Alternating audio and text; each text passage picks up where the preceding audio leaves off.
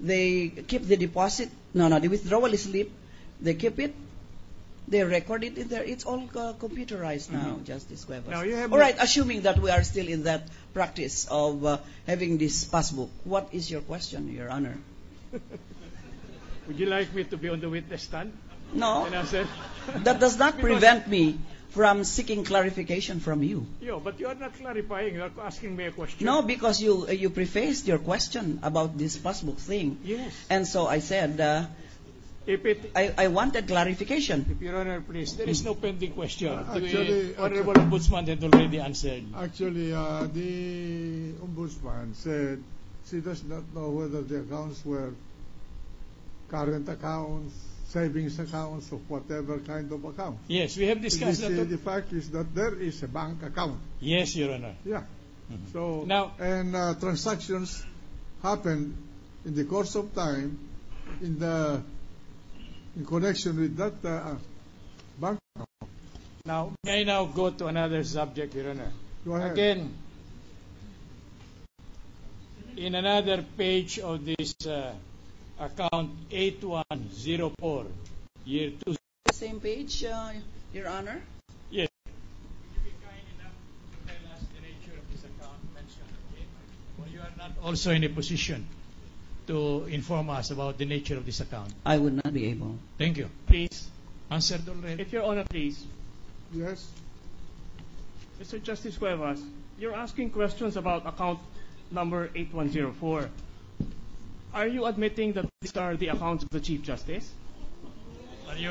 Are you cross-examining me? No, because if you're not admitting that, there's no need to cross-examine This is her on entirely this. out of order, Your Honor. Unless you're the presiding judge, Your Honor, or a Yeah, member yeah. of the Senate committee. Will you kindly address the chair before you? Let's Yes, be Your Honor. procedural and more courteous, Your Honor. The Genta counsel for the prosecution allow the defense counsel to conduct the cross-examination. You have any objection? Raise an objection, but do not posit a question to him. Yes, Your Honor. Thank you, Your Honor. So ordered.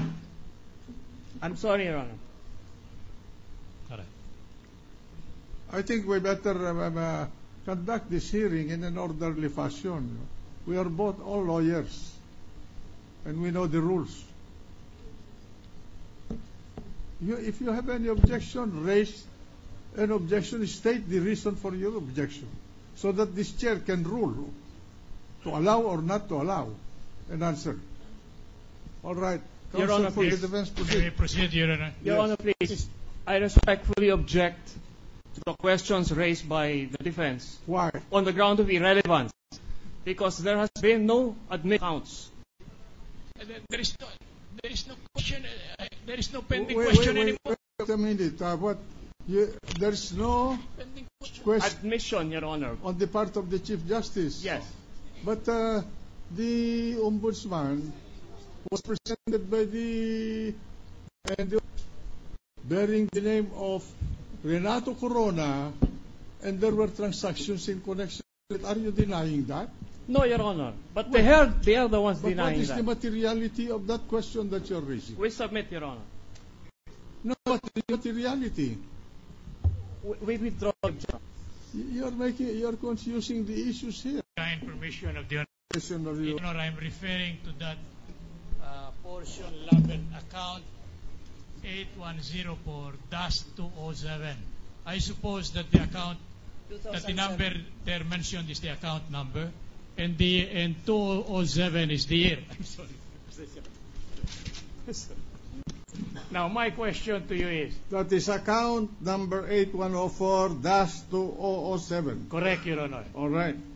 Now, my question to you now is, will you be kind enough to tell this honorable court the nature of the account, namely account number 2804 2693 2405 4351 7659 3398 2812 2887 3479 and 3193.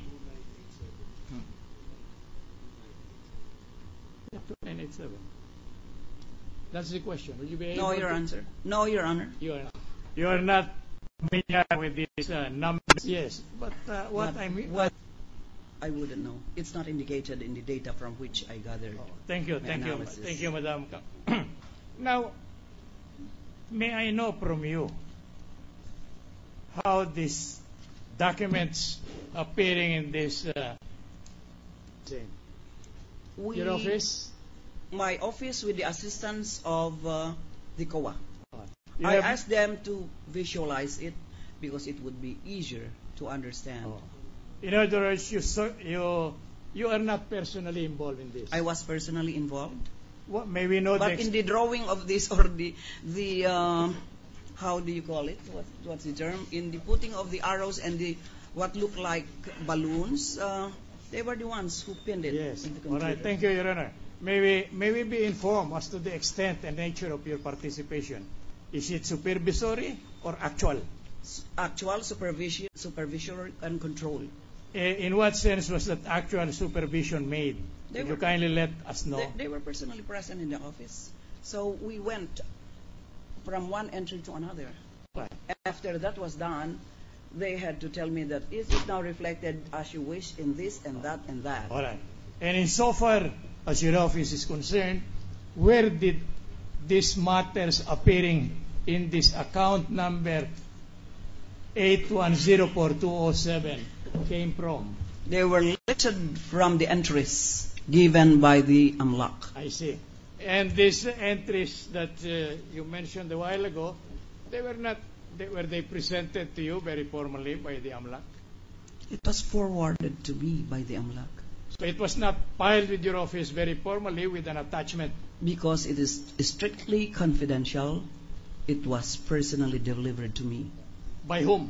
by Mr. Vic Aquino. All right. I noticed yesterday that you have a hard time reading the entries therein appearing. That's right, because they're so minute.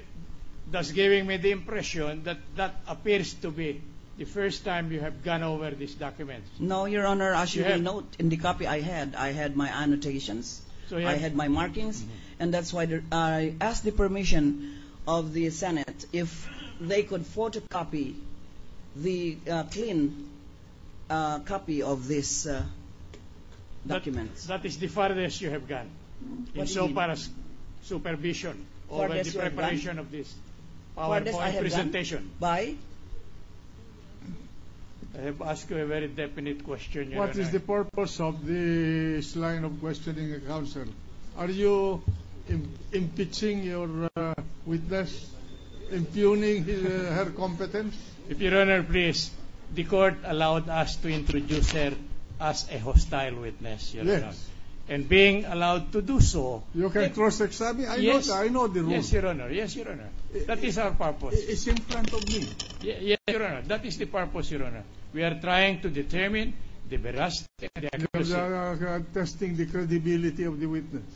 by way of impeachment, Your Honor. All right. Go Thank on. you, Your Honor. Proceed. Now, when you went over this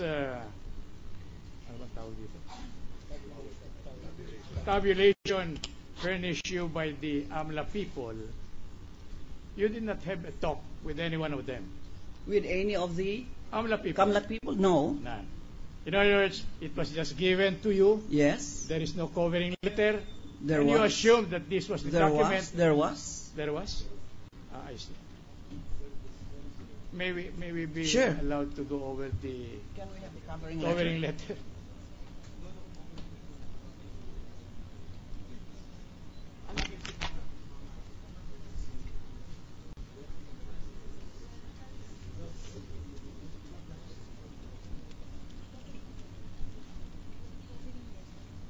The letter of the AMLAC when they transmitted the document to me. March 9, 2012 letter.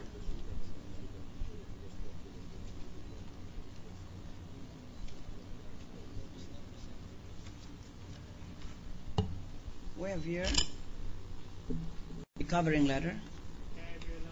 Sure.